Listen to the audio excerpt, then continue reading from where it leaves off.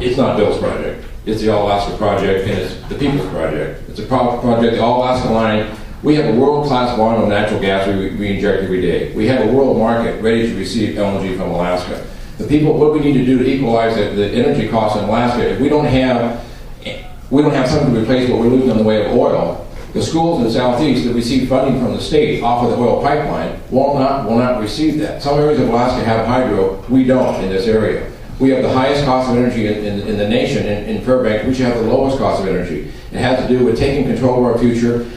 Governor Parnell recently vetoed House Bill 305, which gave $20 billion for a subsidy for a Canadian gas pipeline. I am so glad I'm running for governor. I will be loud and clear on that, and if he shows up again, like he did last time, we'll talk about that. We talked about that at the State Chamber of Commerce. That's wrong. That's $20 billion of your money to a Canadian gas line.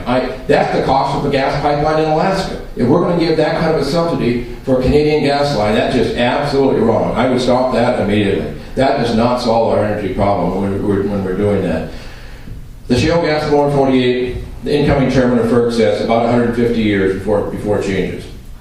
That's a little too long for Alaska to wait. We need to take control of our destiny now. We need to start building that gas line, using the permits that are in place now that are available, and start going and doing what Alaskans said in 2002, to build the All-Alaska gas line. We want cheap energy. I am not for a small volume bullet line. I'm for a line that matches our opportunity we have in this state. We should be making cement north of Fairbanks with low-cost energy. We should be making polyethylene in this state. We should be remaking fertilizer in this state as a result of gas liquids out of the natural gas. We should be doing something in this state and not sitting back waiting for another market to change, waiting for somebody else to do something, waiting for the phone to ring, waiting for the decision to be made in the boardrooms of Calgary, London, and Houston. I refuse to stand by that. Those decisions we make in Alaska, it'll be what's best for Alaska. We'll put our people to work. We'll build the All-Alaska gas line. We'll start in my administration in 3 years.